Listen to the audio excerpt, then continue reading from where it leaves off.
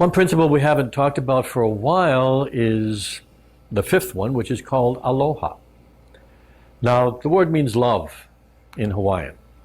We use it for hello and goodbye, but the word actually means love. What the principle says is that to love is to be happy with, meaning happy with someone or something. It's a very unique idea here, that this is the measure of love. The measure of love, or loving someone, or feeling love, is happiness. You can be in a relationship, and you can have parts of that relationship which are loving and parts of it which are not. This is very human. But it's not a love relationship as such, or it is a loving relationship as such, only to the degree that there's happiness in it.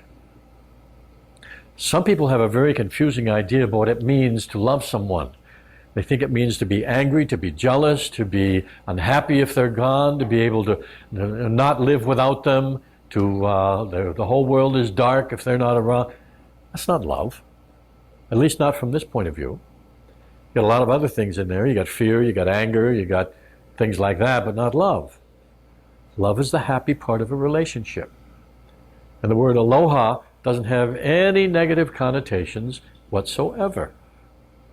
Totally separate words for the things that in the Western world we usually include in the whole idea of love. The word aloha means love, but it also carries with it in its connotations, when we're saying to be happy with, we don't mean bouncing down the street necessarily all the time, but it includes ideas of compassion, of mercy, when you're talking about this. I was just reading an old history of some things that happened during the days of Kaumoali'i when he was on this island.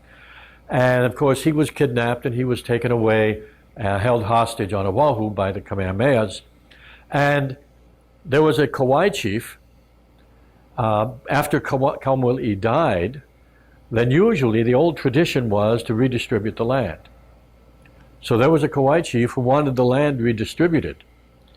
And when he found out it wasn't going to be redistributed among all the Kauai chiefs, he got very upset.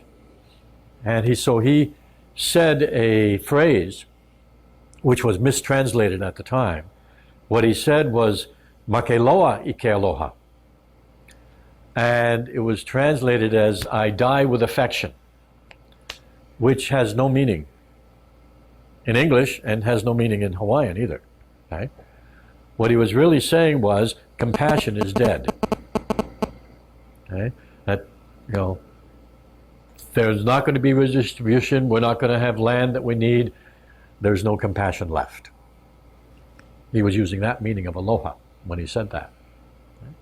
So it carries all of these kinds of ideas. When we apply this in our life, we can easily examine the state of a particular relationship by determining how much love is there in it. If there's more love or happiness with the person than not, then you can be pretty glad you got a mostly loving relationship.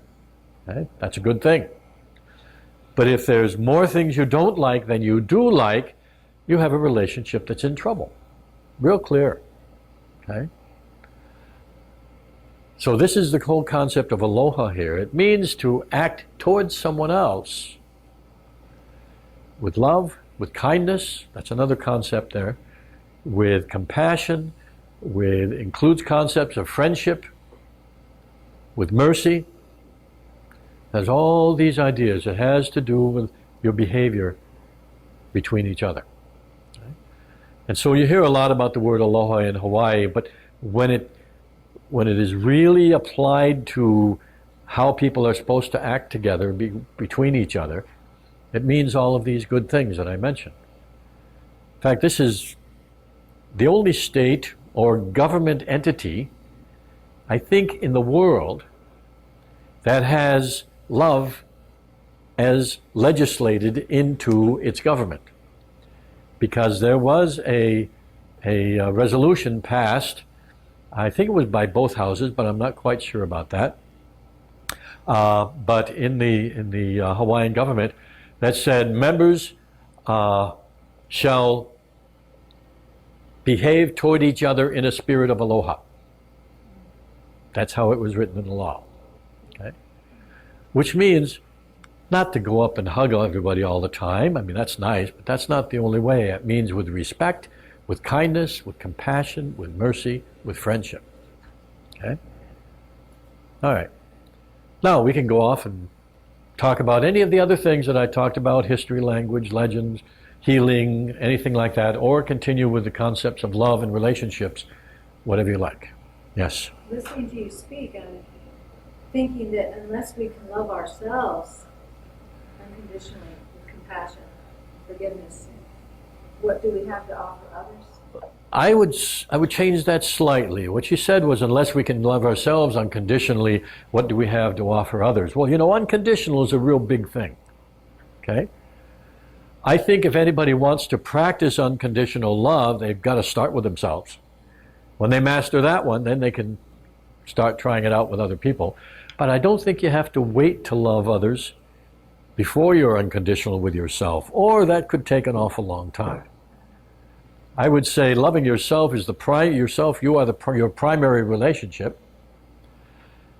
And the more you love yourself, the easier it is to love others. I would agree with that. But we don't have a lot of people unconditionally loving themselves so far. Okay? Not that I've met. Okay? But it's a good ideal. Yeah. Anything else? Yes. I heard a mother one time talking about her son, and she said, "I love him, but I don't like him." How would you reply to that? I say, oh, yeah, I know about that. Children are people, and sometimes they do things that you don't like. I think what's important here is to make a distinction between the person and the person's behavior. Okay? And this is sort of what that mother is saying. She loves the person by whatever she means by that. Cares for him, wants his best interests and things like that, but doesn't like the kid's behavior. Okay? And very often, you know, we kind of get our relationships in trouble when we confuse the person with the behavior. Behavior is just the way people act based on how they're feeling at the moment, what their stress level is, what their possibilities that they see as being able to do something or not do something else. That's what they're doing. Okay? A really, really nice person can behave in an awful way under certain circumstances. That doesn't mean the person is bad, but their behavior certainly can be. And so sometimes in a relationship, I think it's good to make that distinction. Sometimes when a person has nothing but bad behavior, okay, but it's still the behavior, not the person. Because people can be retrained. People can change their minds. People are not locked into any particular kind of behavior. Okay? Not ever. Doesn't matter when they started, doesn't matter how long it's been going on. People have the power to change at any moment they choose. Change is not always easy. But it's not easy only because there's resistance to change. The actual act of changing can be very quick, very fast, very simple. I think it's sort of inertia. We're kind of used to doing things in a certain way. Well, you could call it inertia, habit, things like that. That's all the same. There's resistance to change. Yeah.